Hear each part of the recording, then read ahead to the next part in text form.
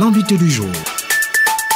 Monsieur Soumaoro Abdoulaye, bonjour. Bonjour monsieur. Est-ce que l'anacade s'achète bien en Côte d'Ivoire, notamment auprès des producteurs? Oui, l'anacade s'achète très bien en Côte d'Ivoire auprès des producteurs par les acheteurs agréés. Les acheteurs agréés, c'est des acheteurs qui remplissent toutes les conditions exigées par l'État pour pouvoir faire l'achat. Et avec ces acheteurs agréés, l'anacade s'achète au prix officiel, en respectant toutes les conditions d'achat. Et d'ailleurs, la FENACACI forme ses acteurs chaque année au respect des conditions d'achat, au respect des conditions post-récolte, afin que la Côte d'Ivoire puisse avoir un label de qualité.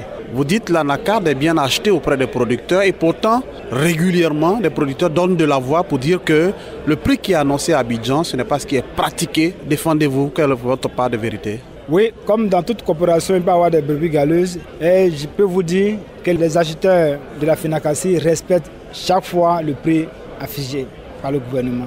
La preuve, nous, FENACACI, chaque fois qu'il y a des difficultés d'enlèvement, nous organisons des achats publics dans chaque village, dans chaque grand lieu. Et c'est en cela que nous demandons aux producteurs de ne vendre club anacade qu'aux acheteurs agréés, reconnus par la FENACACI, surtout reconnus par l'État de Côte d'Ivoire. Et l'achat ou la vente des noix de cajou doit se faire autour des magasins agréés, comme le stipule la nouvelle réforme. Évitez de vendre vos anacades à des magasins ambulants, c'est-à-dire des remorques qui passent de village en village, qui soudoient les jeunes du village pour aller réveiller très tard les parents, pour prendre l'anacade de n'importe quelle qualité. Et cette pratique amène même à détériorer la qualité des différentes régions.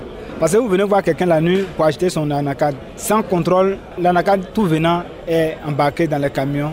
Et arrivé au port, nous trouvons que la provenance, c'est-à-dire que si cet anacade vient d'Abakala, n'a pas été traité autour d'un magasin agréé, c'est au port ici que nous venons constater que l'anacade n'est pas de bonne qualité. Et l'exportateur mettra dans sa base de données que l'anacade venant de telle région n'est pas de bonne qualité. Parce que cet acheteur n'a pas respecté l'itinéraire technique d'achat. Et la FENACACI, je dis bien, l'anacade s'achète très bien auprès des producteurs parce que tous les acheteurs qui sont coachés par la FENACACI, qui sont chaque fois formés chaque année par la FENACACI, respectent et font les achats et font les chargements à partir des magasins agréés. Après avoir analysé leurs produits, après avoir pris le taux d'humidité de leurs produits, c'est seulement ces conditions-là que les acheteurs professionnels que nous sommes, nous embarquons nos cargaisons et nous prenons la route des différents ports. Comment justement le producteur fait pour identifier le vrai du faux, c'est-à-dire comment il reconnaît un acheteur agréé et celui qui n'est pas agréé? Comment il arrive à faire cette différenciation? Chaque acheteur agréé, chaque année, a une carte d'acheteur, a un numéro d'agrément.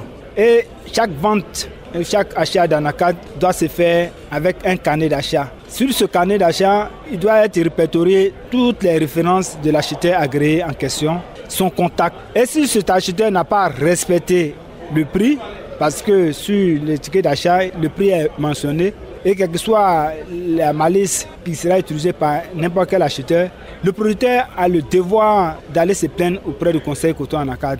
Et je vous signale que dans les 19 régions de production, il y a toujours une antenne des acheteurs. Il peut aller premièrement se plaindre auprès de l'antenne de la FENACACI. Mieux, il peut aller au Conseil coton anacade pour aller se plaindre. Pour que cet acheteur véreux, cet acheteur qui ne respecte pas les consignes de sa fédération, puisse être interpellé. Et je doute fort que les acheteurs agréés sont dans cette classe-là. Une nouvelle campagne va s'ouvrir très bientôt. Comment vous faites justement pour extirper, vous l'avez dit, ces brebis galeuses de vos rangs? Nous, au niveau de la FENACACI toujours, le président a donné instruction, le président Diakaria Kone a donné instruction pour que dans chaque région, il y a une formation en début de campagne. Donc c'est ce qui fait que chaque fois en début de campagne, les acheteurs organisent une réunion. La réunion demande à ce qu'on respecte la nouvelle réforme qui est bien suivie par le Conseil coton anacade. Donc en respectant cette nouvelle réforme, tous ceux qui ne seront pas dans la réforme sont dénoncés même en premier par nous-mêmes les acheteurs. Quand ils n'achètent pas l'anacade sec, quand ils achètent l'anacade tout venant du champ, on te dénonce. Quand tu utilises les sacs plastiques, on te dénonce. Et quand tu ne respectes pas le prix, quand un producteur nous contacte, on fait tout pour que ton magasin arrête d'acheter. Puisque c'est le fait d'une seule personne généralement qui éclabousse toute la masse. Aux côtés des acheteurs agréés et des acheteurs occasionnels. C'est-à-dire que maintenant vous allez constater que tous les boutiquiers, tous les Mauritaniens, tous les boutiquiers dans les différentes zones de production sont devenus des acheteurs d'anacade. Ils n'ont la plupart du temps pas d'agrément, pas de carte de pisteur. mais ils voient l'opportunité, ils s'engouffrent. Donc cette année, nous allons aider le Conseil coton Anacad à identifier ceux qui ne respectent pas la procédure, ceux qui n'ont pas d'agrément. Sinon, quand tu as un agrément, tu sais que quand tu poses un acte dans la filière, tu es traçable. Tu ne peux pas t'amuser à ne pas respecter les consignes d'un État qui suit à la lettre le bien-être des producteurs. Et nous le savons. Nous savons que le gouvernement tient à cœur le bien-être des producteurs. Donc nous aussi, étant entre le gouvernement et les producteurs, nous faisons tout pour que les consignes du gouvernement puissent atteindre favorablement les producteurs en respectant le prix qui est souvent discuté favorablement au bénéfice du producteur. Nous ne pouvons pas freiner et empêcher que le bénéfice, l'effort qui est fait par le gouvernement puisse atteindre le producteur. Quand le producteur vit mieux, nous gagnons, nous avons beaucoup de production, nous avons de la qualité, c'est encore mieux pour notre business. Est-ce que vous êtes en train de nous dire, M.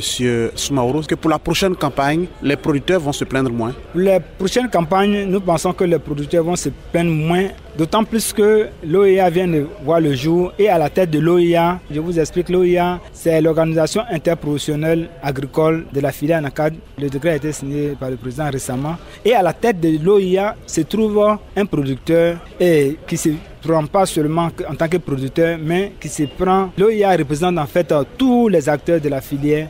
Et donc, c'est les intérêts des uns et des autres qui sera débattu. Comme il se trouve que c'est un producteur qui est à la tête de l'OIA, je pense que les producteurs vont se plaindre moins. On sait que la campagne qui s'achève, le prix c'était 305 francs. Est-ce qu'on pourrait certainement, vous en tant qu'acheteur, vous voyez une augmentation? Vous pensez que les choses vont se stabiliser? Quelle est votre réflexion, votre avis là-dessus? Nous, en tant qu'acheteurs, nous souhaitons que le prix soit revu à la hausse pour que nos frères producteurs qui ont pour seul revenu les productions puissent en bénéficier, puissent voir les revenus augmenter.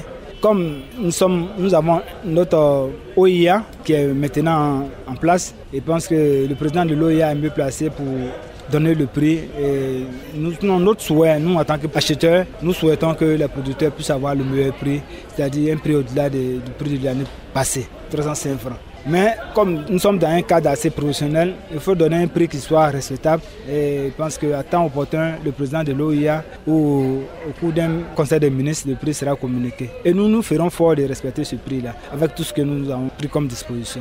Dernière préoccupation, la Côte d'Ivoire est premier producteur mondial de l'anacarde, vous le savez.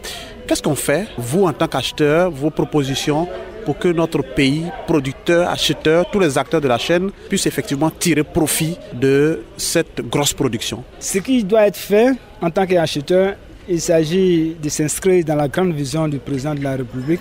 Cette vision dit transformer la moitié de la production ivoirienne d'ici 2030. Et pour ce fait, nous les acheteurs, nous devons prendre notre place et nous devons passer à la transformation. Nous devons nous inscrire dans cette dynamique. Et c'est en transformant que nous allons créer beaucoup d'emplois pour toute la jeunesse ivoirienne. L'anacad est une des rares activités et spéculations. Quand vous passez à la transformation, vous utilisez plus de main-d'œuvre que n'importe quel autre produit agricole en Côte d'Ivoire.